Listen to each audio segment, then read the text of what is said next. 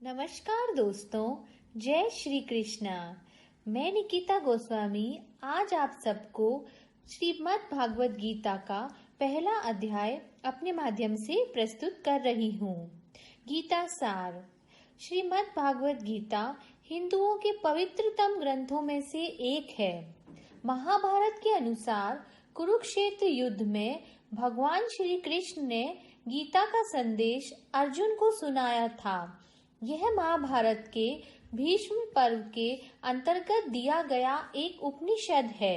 भगवत गीता में एकेश्वरवाद, कर्म योग, ज्ञान योग, भक्ति योग की बहुत सुंदर ढंग से चर्चा हुई है। श्रीमद् भागवत गीता की पृष्ठभूमि महाभारत का युद्ध है। जिस प्रकार एक सामान्य मनुष्य अपने जीवन की समस्याओं में उलझकर किन कर्तव्य विमूढ़ हो जाता है और जीवन की समस्याओं से लड़ने की बजाय उससे भागने का मन बना लेता है, उसी प्रकार अर्जुन, जो महाभारत के महानायक थे, अपने सामने आने वाली समस्याओं से भयभीत होकर जीवन और क्षत्रिय धर्म से निराश हो गए थे। अर्जुन की तरह हम सभी कभी कभी अनिश्चय की स्थिति में या तो हताश हो जाते हैं और या फिर अपनी समस्याओं से विचलित होकर भाग खड़े होते हैं। भारतवर्ष के ऋषियों ने गहन विचार के पश्चात जिस ज्ञान को आत्मसात किया है, उसे उन्होंने वेदों का नाम दिया है। इन्हीं वेदों का अंतिम भाग उपनिषद कहलाता है।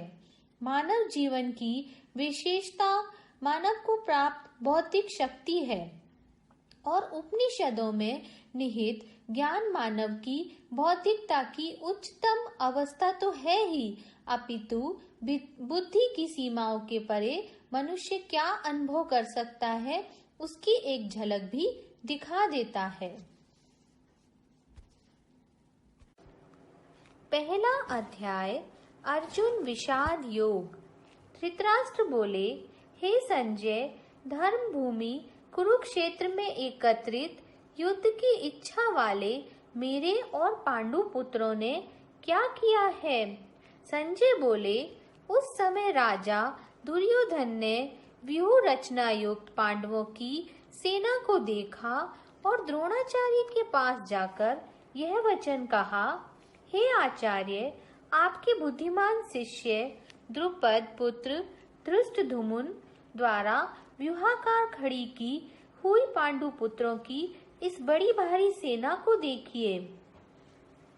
इस सेना में बड़े बड़े धनुषों वाले तथा युद्ध में भीम और अर्जुन के समान शूरवीर, सात्यकी और विराट तथा महारथी राजा द्रुपद, धृष्टकेतु और चेकितान तथा बलवान काशीराज, पुरजित, कुंती भोज और मनुष्यों में श्रेष्ठ सैव्य, पराक्रमी युधामन्यु तथा बलवान उत्तमौजा, सुभद्रा पुत्र अभिमन्यु और द्रौपदी के पांचों पुत्र, ये सभी महारथी हैं। और भी मेरे लिए जीवन की आशा त्याग देने वाले बहुत से शूरवीर, अनेक प्रकार के शस्त्रास्त्रों से सुसज्जित और सबके सब युद्ध में चतुर हैं। भीष्म पितामह द्वारा रक्षित हमारी वह सेना सब प्रकार से अजेय है और भीम द्वारा रक्षित इन लोगों की यह सेना जीतने में सुगम है। इसलिए सब मोर्चों पर अपनी अपनी जगह स्थित रहते हुए आप सभी लोग सभी निसंदेह भीष्म पितामह की ही सब ओर से रक्षा करें। कौरवों में वृद्ध बड़े प्रतापी पितामह भीष्म ने उस दुर्योधन के हृदय में हर्ष उत्पन्न करते हुए उच्च स्वर से सिंह की दहाड़ के समान गरज कर शंख बजाया। इसके पश्चात शंख और नगाड़े तथा ढोल, मृदंग और नरसिंगे आदि बाजे एक साथ ही बज उठे। उनका वह शब्द बड़ा भयंकर हुआ। हे ब्राह्मण श्रेष्ठ, अपने पक्ष में जो प्रधान हैं, उनको आप समझ लीजिए। आपकी जानकारी के लिए मेरी सेना के जो जो सेनापति हैं, उनको बतलाता हूँ।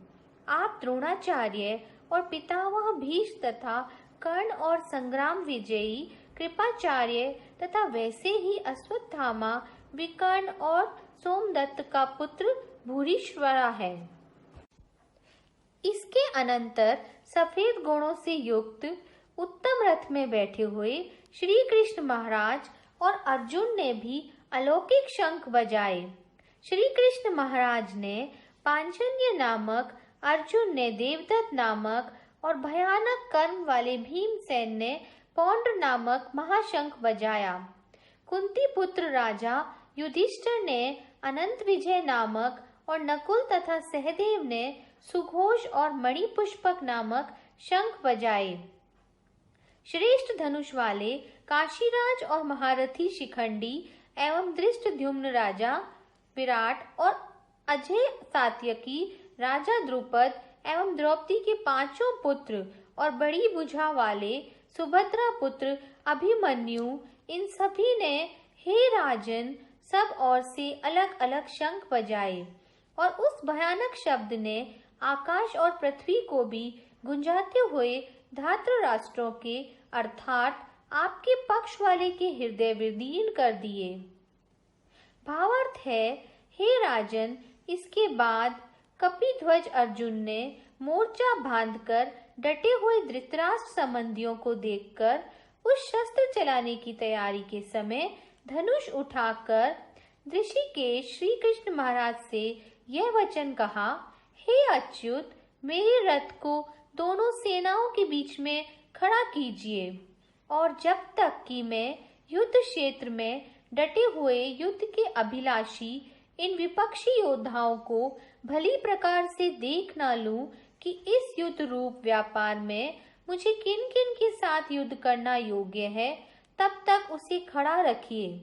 दुर्बुद्धि दुर्योधन का युद्ध में हित चाहने वाले जो ये राजा लोग इस सेना में आए हैं, इन युद्ध करने वालों को मैं देखूंगा। संजय बोले, हे धृतराष्ट्र, अर्जुन द्वारा कहे अनुसार महाराज श्री कृष्णचंद्र ने दोनों सेनाओं के बीच में भीष्म और द्रोणाचार्य के सामने तथा संपूर्ण राजाओं के सामने उत्तम रथ को खड़ा कर इस प्रकार कहा कि हे पार्थ, युद्ध के लिए जुटे हुए इन कौरवों को देख। इसके बाद पृथापुत्र अर्जुन ने उन दोनों ही सेनाओं में स्थित ताऊ चाचाओं को, दादा परदादों को, गुरुओं को, मामाओं को, भाइयों को, पुत्रों को, पोत्रों को तथा मित्रों को, ससुरों को और सुदृढ़ों को भी देखा। इन उपस्थित संपूर्ण बंधुओं को देखकर वह कुंती पुत्र अर्जुन अत्यंत करुणा से युक्त होकर शोक करते हुए यह वचन बोले। अर्जुन बोले, हे कृष्ण, युद्ध क्षेत्र में डटे हुए युद्ध के अभिलाषी इस स्वजन समुदाय को देखकर मेरे अंग स्थिर हो जा रहे हैं और मुख सूखा जा रहा है तथा मेरे शरीर में कंप एवं रोमांच हो रहा है।